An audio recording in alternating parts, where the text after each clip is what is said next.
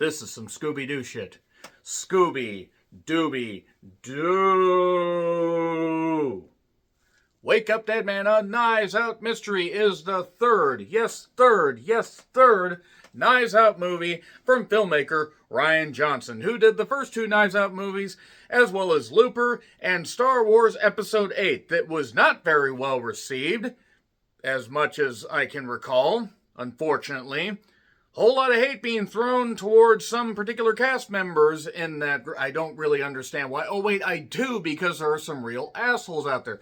But enough about the assholes of the Star Wars community. Let's talk about the Knives Out movies. And this is Parker, by the way, for those that are new to the channel. He is a dog that my parents happen to get, and whenever people are out, I have to dog sit. And after the Scooby-Doo shit line, I had to make sure that I got him on this particular review. So say hi to everybody. Okay, that's enough of that. You want to sit down, go to the couch, You'll get your treat a little bit later, your Scooby snack, as it were. So yes, once again, we have another Knives Out movie. 2019 saw Knives Out, brought Ana de Armas to the forefront. Boy, did it, boy, fucking hell. Enough of that. That movie is a whole lot of fun. Glass Onion, A Knives Out Mystery was a whole lot of fun as well, if not a little bit slightly inferior to the first one. But after those two, hopes are high for Wake Up Dead Man, A Knives Out Mystery. So this is themed around religion, particularly a church in upstate New York that is run quite viciously by Monsignor Wicks, played terrifically by Josh Brolin, who was in Weapons, and now this, and has had quite the interesting, part of this decade, first half of this decade, as it were. So there is another priest, Father Judd. I just keep calling his name is Judd. My name is Mud. Played terrifically by Josh O'Connor, who, after The Mastermind, I was hoping that this would be a much better role for him in a much better movie, because boy, oh boy, The Mastermind. That was a mystery movie, and it's a mystery how that movie got released in theaters. So, find out a little bit more about his past. Jeffrey Wright, who's a fellow priest, says, hey, or cardinal, or whatever the fuck, says, hey, go to this church. It's Our Lady of Perpetual Fortitude, run by Wicks. Kind of clean things up, because Wicks isn't really that nice of a guy. It turns out that Wicks really is kind of an asshole. He's not the only one in this movie, but in typical Knives Out fashion, we get introduced to various characters, and then find out, if they have the motive to pull off the murder of Monsignor Wicks.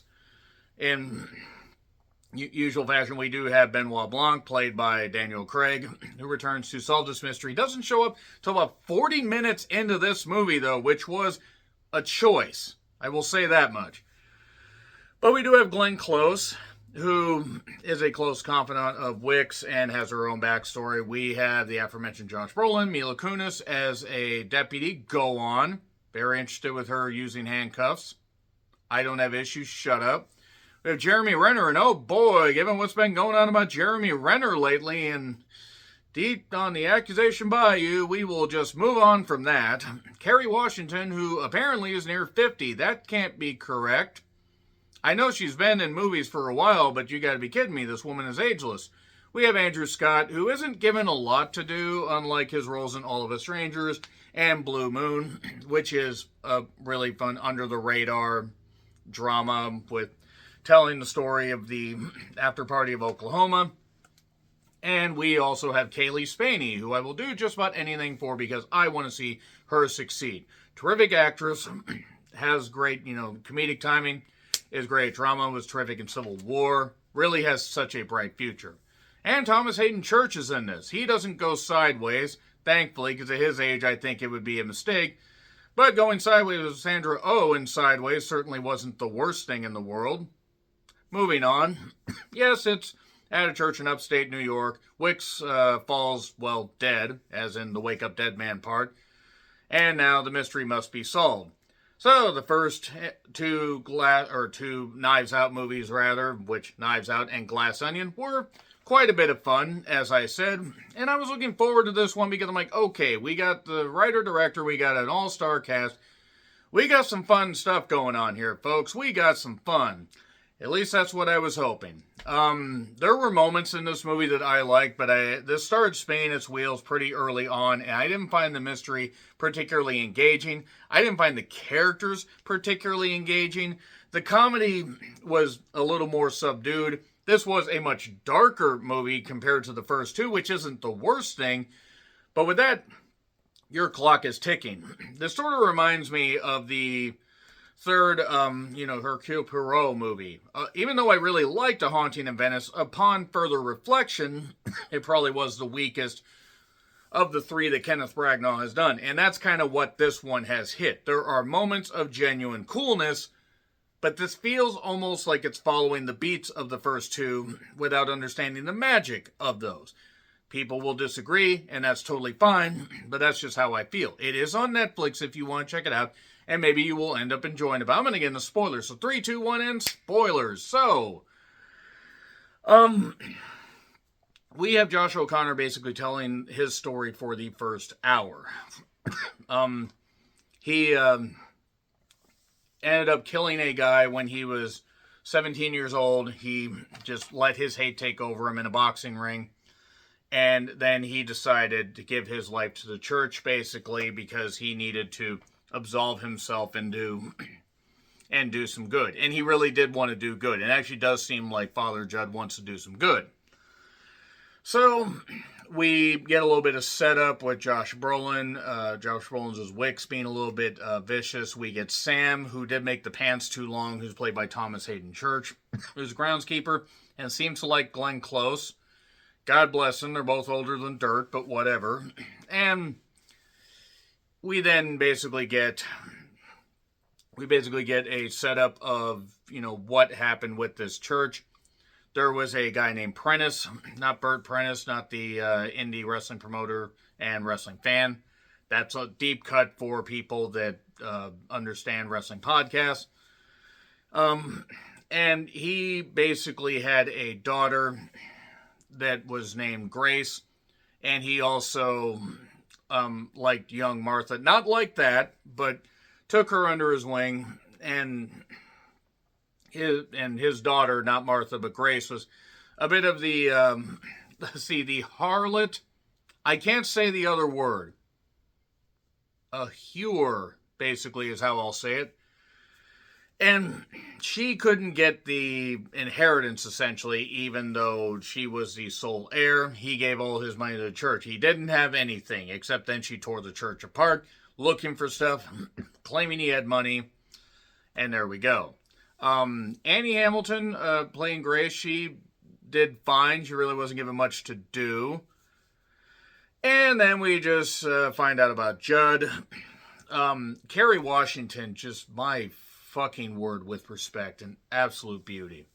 And she plays Vera. She had a dad that brought home a boy named Cy, that it turns out, by the way, factors into this a little bit later on, who she raised as her brother, like an illegitimate brother. It actually turns out that he really was illegitimate. And Jeremy Renner is a doctor who wants to get his wife back and will go to great lengths and everything, and is a bit of a naughty individual. Art imitating life, allegedly, possibly. We'll see. And Lee is an author. Lee kind of goes the route of the kid from It that was in the first one, kind of being all the right-wing crackpot guy, and says a few buzzwords that, don't really register. And Kaylee, we see her, she had a bit of an illness that caused her to get rid of her career, and now she has an illness, basically. It hurts her to walk, but she's kind of confined to a wheelchair, but she can walk. So yeah, there we go. Martha has been beholden to this church, and will do anything to make sure that Father Wicks, or Monsignor Wicks, is able to carry this thing on. And he would attack new people to his church and basically berate them. Josh Brolin is great in this role, by the way. And then Judd tells his boxing story again, and we just get all this stuff going on. And then during confessions, Wicks talks about, various, sins that he has done, that he that he, beats it a few times a day, but then it turns out that he actually has some kind of surgery and he can't, or medical issue, and he can't get stiff anymore. I don't know why we needed to know that, but it is what it is. He's just cultivating a group that basically he can weaponize, and he kind of pisses off Josh O'Connor, giving him a reason to basically stand up and fight or possibly kill him. And then later, in a little, confession room area that's not really much, it's actually where the breaker is, Josh Brolin ends up dead. There's a knife in his back, and he's done. He's totally goddamn done, and he's totally fucking dead. Then Benoit Blanc shows up, after Mila Kunis shows up, not cuffing anybody, very disappointing. It's not cuffing season, I get. I actually don't know what that actually means. I just know it makes me sound less hip than I actually am. But the knife is, the knife in his back is a devil's, has a devil's head on it. So that leads them down this primrose path. Benoit Blanc's not really much of a religious person, but at the end of the day, it's just storytelling. He is right about religion, by the way. How people mainly interpret it, because if you interpret it as a way to justify your bigotry and your hatred, then you're doing it wrong. But, this wasn't a miracle. This is, shown as a miracle, and it's just a murder, and I solve murders. And from there, we basically get them investigating. They go to this bar. There's this dagger. But then this picture is shown, and later it's revealed there's actually a second dagger, a second devil's head, as it were. And then we refer to John Dixon Carr's The Hollow Man, which is like the perfect impossible crime. And let's talk about like remote control stuff, like RF controls. And a robotic, knife-throwing robot was kind of made into a joke. They didn't show one, but they just made it where it's like, how could he get killed there? And then Josh O'Connor manages to find him right there. But Josh O'Connor didn't actually do it. And he didn't do it, by the way. Like, they tipped their hand very fucking early. And I tipped my hand early as to who is actually behind all this stuff. Because Jeremy Renner's a doctor and everything and knows about certain stuff and whatever. But they're going to bury Wicks, and, they put him in a crypt. And a really fancy crypt, by the way. That's where all the money's going for these churches, while the citizens or patrons or sheep or whatever the fuck term you want to go with basically starve, giving their money to this bullshit thing. Giving money away to good causes is one thing, but doing it for this, no. So, I noted that a couple characters are too much of a red herring to be at least the sole person behind it. And Wicks basically had held some kind of meeting after essentially getting pissed off at Father Judd for trying to basically get people to understand, hey, we don't need to just follow his direction. I'm not trying to usurp the church. I'm trying to make it better. And he was trying to make it better. He was also trying to usurp the church. But to be fair, it did need to be saved. And there was a thing about a missing flask. Because there was a flask with a tranquilizer in it that also had alcohol in it. And Wicks had gotten Sam to stop drinking. But if Sam found out about that, then Sam would have given in to his vices. And that was Judd's way of basically stopping all this. So we're just clicking along here. And Josh is really trying here. I did note that Kerry Washington Kaylee looks great, but Kaylee is not given much to do. And Wicks basically, during this whole thing of the meeting with the people that I mentioned, except Father Judd, it is revealed that Cy is actually Wicks's son. Who's the mother? Who knows? They don't care because they're willing to follow Wicks until he basically says, you know what I'm going to do? I'm going to close this down after Easter Sunday, and then because of you guys, I'm going to burn you all to the ground. I'm going to expose your secrets. I don't know why he would feel the need to necessarily do that. I mean, Vera was the one that did that so he could expose her secrets, but what did everybody else do? And Cy basically told him to do it and ended up recording all this stuff, so he saw that. So Cy's completely out of the picture. He has no motivations. He just failed in politics and wouldn't want to possibly find out about a fortune that Wicks may have found out about and use it for his own nefarious political means, except that's exactly what he'd want to do, but he didn't pull the trigger. He's too much of a coward. And then talk of a Swiss bank account, but no. There was this thing earlier with this, not music box, but this thing with a Jesus figure and a little jewel case, and it was in Latin for Eve's apple. And that's now where they're trying to figure out where all this stuff is. Like, there could be a Swiss bank account, there could be this diamond. It turns out to actually be a diamond, by the way. And before they find out about the diamond, they call the about the crypt construction stuff, and there's this lady Louise that kind of is just chatty and everything, as you can be doing a job like that, but then she ends up asking Father Judd to pray for her, and this is actually kind of a sweet moment where she basically says her mother's in hospice. They kind of yell at each other. She doesn't want that to be the last chat that they have. He listened to her for hours, to the point Benoit Blanc gets upset. He understands, but time is of the essence. He wants to solve the mystery. And Judd then basically felt guilt about the boxing thing. He something about the road to Damascus. I know it's Damascus, but still. And he leaves. But then it is revealed, by the way, on some certain camera footage, that there were 9 seconds unseen and that Judd actually did it. He was the one that had a chance to put the knife in him, except the knife was already in him. So Wicks comes back. Just comes back. Totally comes back. And whatever the fuck. Like, he just rises out of his goddamn grave. It's incredible. He woke up. The dead man woke up. He rose again. Martha was all happy. Sam ended up dying in the interim, and Judd is blamed for it. This is some Scooby-Doo shit. That's why I brought the dog up for the little intro.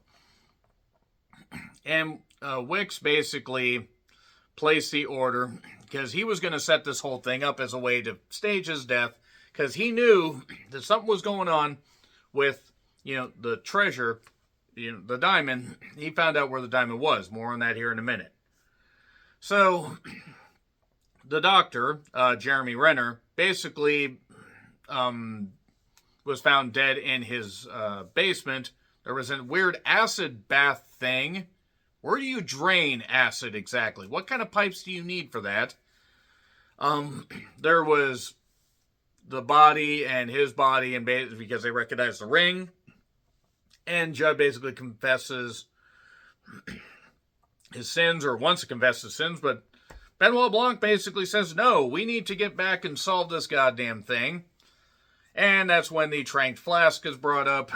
That's when it turns out the second devil's head is revealed. That the first one was a remote control thing with a squib. But then the other one, while tranked, Wicks got stabbed by the doctor. The doctor was doing it as a way to get the diamond, because then he could win his wife back. So right there you have to wonder what's going on. Well, Martha also was aware of all this stuff. And we basically realize as everybody's in the room, Benoit Blanc says he can't solve the case. Everybody leaves except Martha, who then comes to make a long confession. This went a while. Eve's apple was a diamond. Bert Prentice ate it, and like he ate everything else, and Grace couldn't find it. And basically, that's when Martha had told her,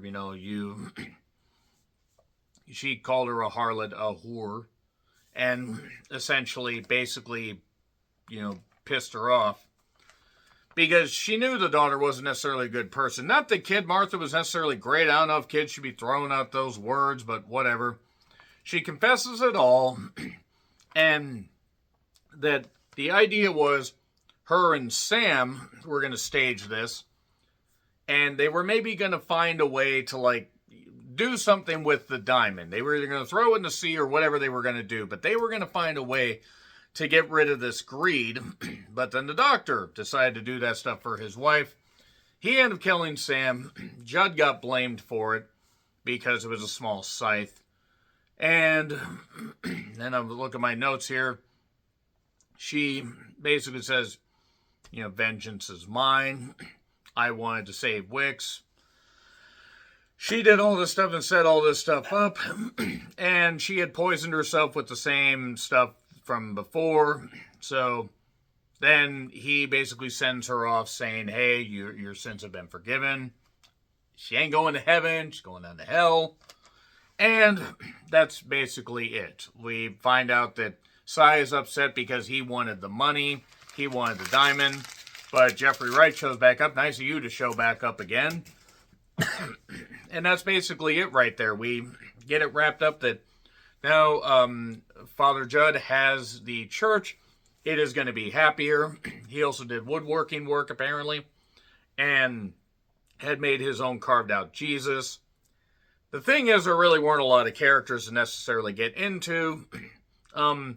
This was okay with a few flashes, but I found this to be kind of dull. It gets a C+. I'm sorry. As much as I hate to get... I was waiting. I was waiting. I was already at a C+, 30 minutes in, but I was waiting to see before I finalized it. And about 80 minutes in, I said, I can't. I can't. Even with the reveal, it just didn't work for me. So C+. Agree, disagree with what I said, like, share, subscribe, Twitter, Letterboxd, Blue Sky handles in the description. I'm John Retland, and until we revisit the Benoit Blanc files again, happy trails to you.